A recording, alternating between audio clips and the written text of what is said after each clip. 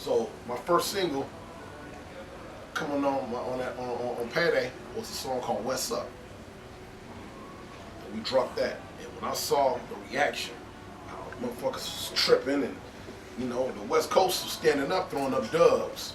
But motherfuckers on the East Coast and my place was frowning up.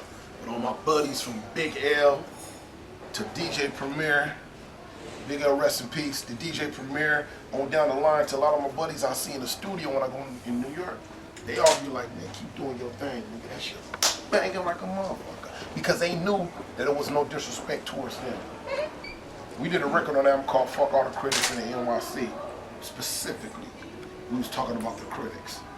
And all the haters out there who didn't want to see motherfuckers stand up and throw the dub up. For the longest, we would listen to records like Brooklyn's in the House, South Bronx records that made me want to go and be part of hip hop. If I could sing them records, why you can't sing What's Up? Or why you can't celebrate with us on what we was doing? Why everything that we did had to be some bullshit? That's what we was looking at the critics that had the power to make shit happen and to convince people. Like with these cameras right here. You can put some shit out right now on me and put under there, you know what I'm saying, Dub C, whoa, while I'm talking. You can say this shit's in Atlanta. People don't really believe that. That's the power of the camera. But also too, what we wanted to do as artists, we wanted to come out and we wanted people to challenge everything that they saw, that they heard for themselves. And that's why when we came out with the Westside Connection, we came out and we was like, fuck that. Buy down when you come to my town. Whoa. We got, you know, gangsters make the world go around. You can say this shit ain't this ain't that, or whatever. That at the end of the day, it's all about the dollar. It's all about doing things your way. You know, and we went against a whole coast at the time. It could have been grand opening, grand closing for us. We grabbed the balls to the wall, bam, went out there, and you know, it was a fresh breath there for me at the time because it was time for another record. That album that came out was called Curb Surfing. That was the first single on the Curb Surfing album. The Curb Surfing album came out, shook shit up on the streets. It's time for that Westside Connection. The album came out, soared to the top of the charts, and a lot of people who didn't know who I was, they started mentioning my name. And it was something that I've always chose to do. Whenever I did music or whenever I went out there, I chose to be myself. I didn't give a fuck. So if I had a beard at the time that was growing, I said, you know, fuck this shit. I started twisting that motherfucker up. Yeah, fuck, I'm gonna do me. You know, because already with the Mass Circle, if you look at the Mass Circle, I did my beard grow out and everything. We looked janky. But we did it intentionally though, because it was a minority alliance of anti-discrimination. No matter what you saw, like I said with the media, portraying that this is good music and this is bad music. No matter what you saw, don't judge a book by its cover until you got a chance to really look into it. You know, and we went on, and you know, and we went out there and did our thing, but we created characters with that group, the gangster, the killer, the dope dealer. But we didn't want to just do it on a regular level. When we said the gangster, it wasn't just about being a gangster on the streets. It was about having money. Like when we made Gangsters Make the World Go Round, Cube was, you know, taking his point of view from him being in court. Talking about how he can run a whole, you know, he can run a whole empire and everything from just right here with his money. Got enough zeros to hire Bob Shapiro, Your Honor, I'm gonna have to get rid of you because it ain't no trivia. It was on a higher level. But see, simple, small-minded motherfuckers was just like, are you talking about the gangster?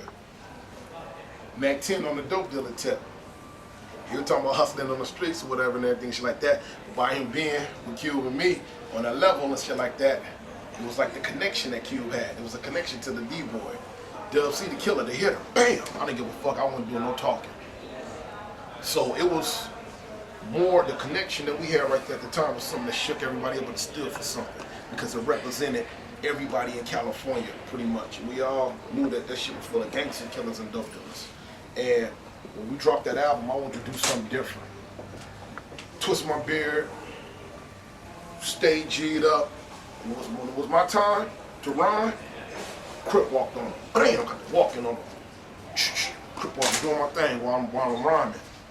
So people that didn't know me start saying, yo, it's a crazy boy here, motherfucker with braids, be doing some funny shit with his feet and his hands. But I stood out. Now I had your attention. Now people start to listen.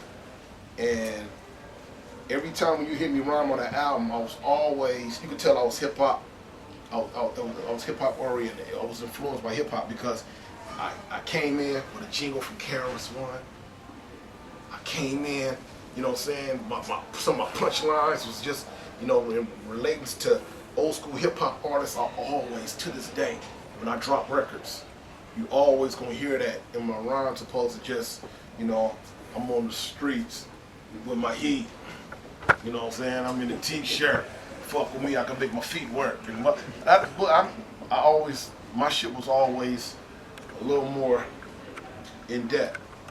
I fuck with cats like J-Ro because they stuck to the script, the alcoholics and shit like that. These are people that I felt comfortable being around and doing what I did, because I always felt that if you stick to the script, you know what I'm saying, it's no matter what goes on, regardless of the record sales or whatever and everything, you can always come back and get out there and make it happen. Like right now, which brings me in front of you guys and talking about my story or where I'm at. I could walk down the street, New York, anywhere, to this day, and I love doing it. Especially in New York. Walk down the motherfuckers, BB, or yelling out the can, Westside. All right, my nigga, I see you. It's because I didn't flip the script. I stuck to Dub C. And when people, even the backpack rappers, are being to the real, you know what I'm saying, real underground hip hop, I could go out in front of them. Yo! They gonna give it up. Because they see me walking out, not trying to be or act like I'm somebody else. They gonna see Dub, they know what they gonna get from Dub. Dub gonna keep it gutter, he gonna get there and do his thing.